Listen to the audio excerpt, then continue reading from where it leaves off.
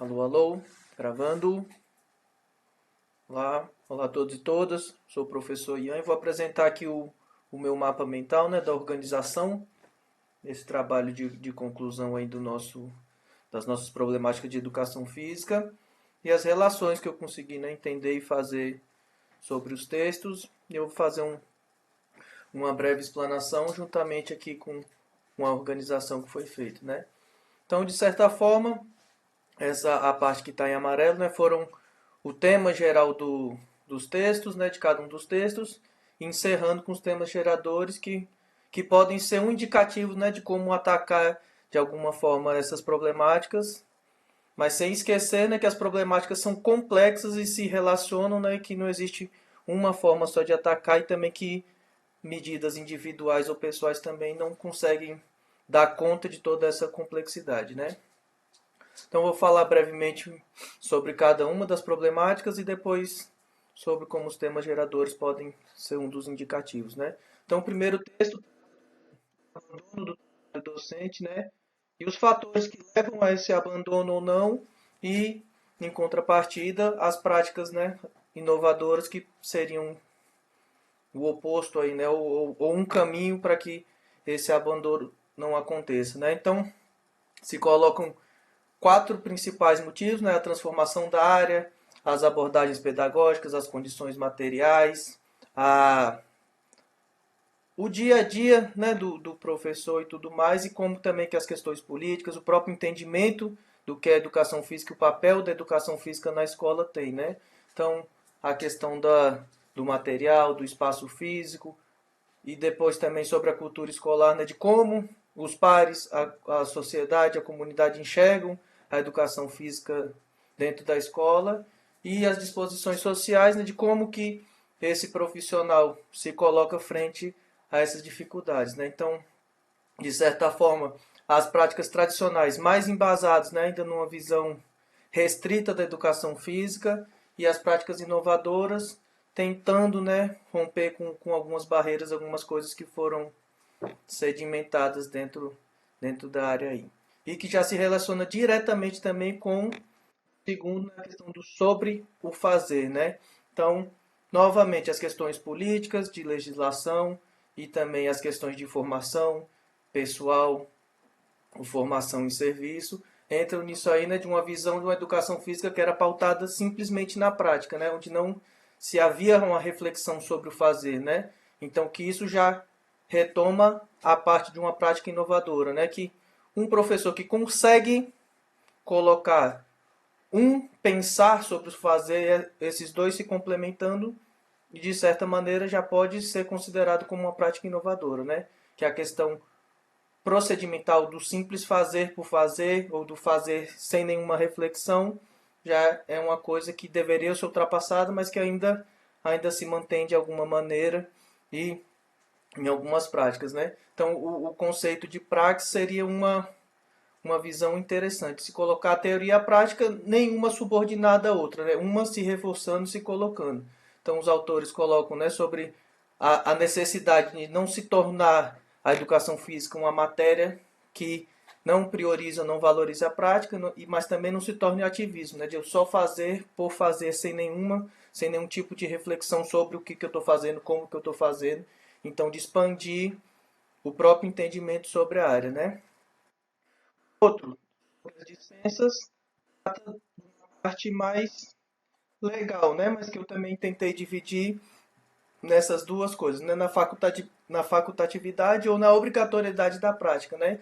Então, o quanto que a questão do embasamento da educação física na escola, o papel da educação física na escola, se baseando em critérios físicos, médicos e higienistas, ainda se mantém de alguma forma, né? Então, de se pensar que na educação básica, algumas pessoas, algum grupo de pessoas poderiam ou não ter dispensas das aulas práticas. E aí que entra essa questão, né? Com a Lei 10.793, é isso.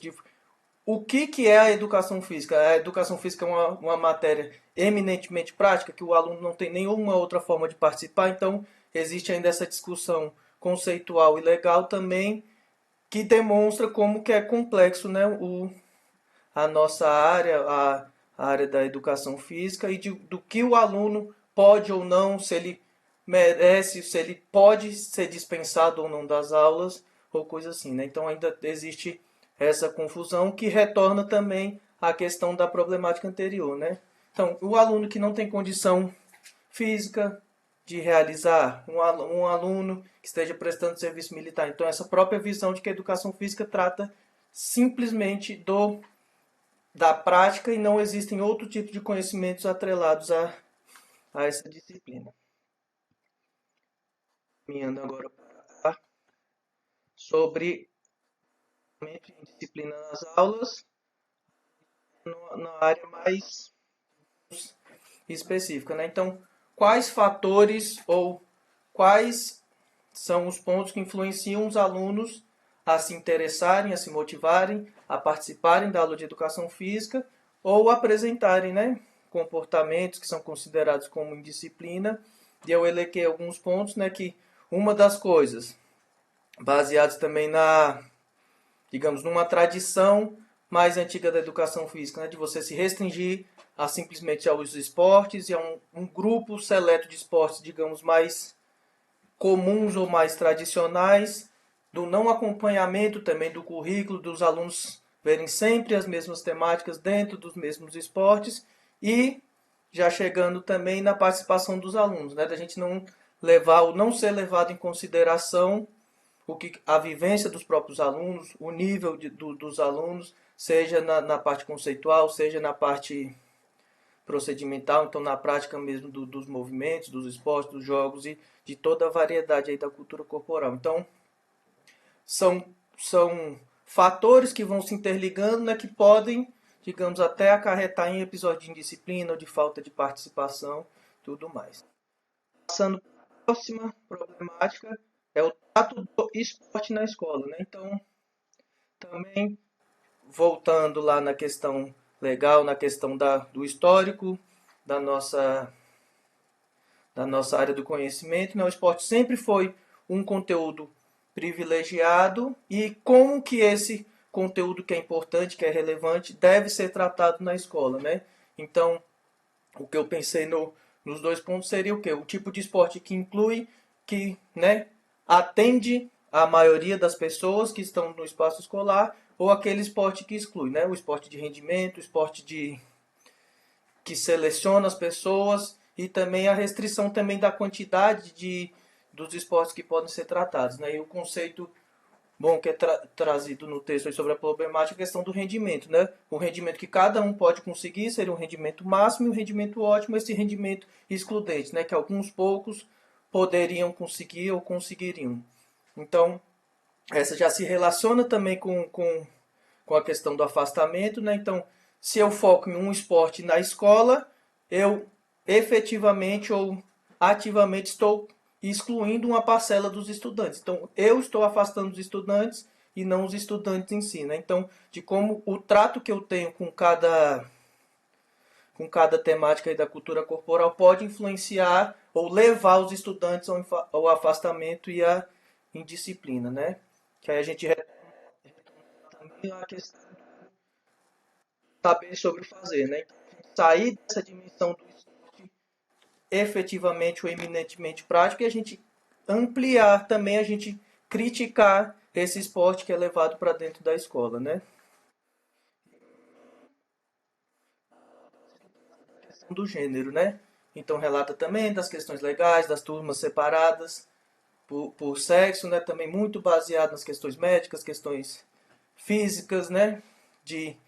Das diferenças físicas seriam um empecilho ou não para a participação ou para que as turmas sejam mistas, né? Então, para a gente ampliar também essa visão para uma questão cultural, né? Da construção de gênero, o esporte em si só também já é um espaço muito rico de discussão das próprias contradições do esporte, as próprias dificuldades que são colocadas à participação das meninas, geralmente, né, que a gente tem um problema muito longo da falta de acesso ou inequidade, tanto de oportunidade quanto depois de reconhecimento e também de remuneração no esporte. Então, que isso deve ser tratado e levado para dentro da escola, né? Não só na educação física, mas a educação física como tendo essas temáticas privilegiadas aí para a gente tratar.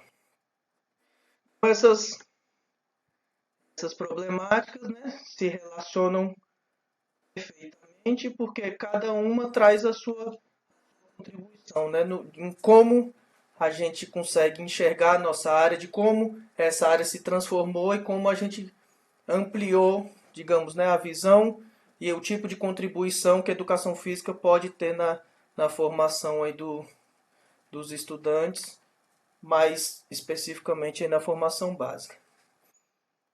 Por último, vem geradores, né,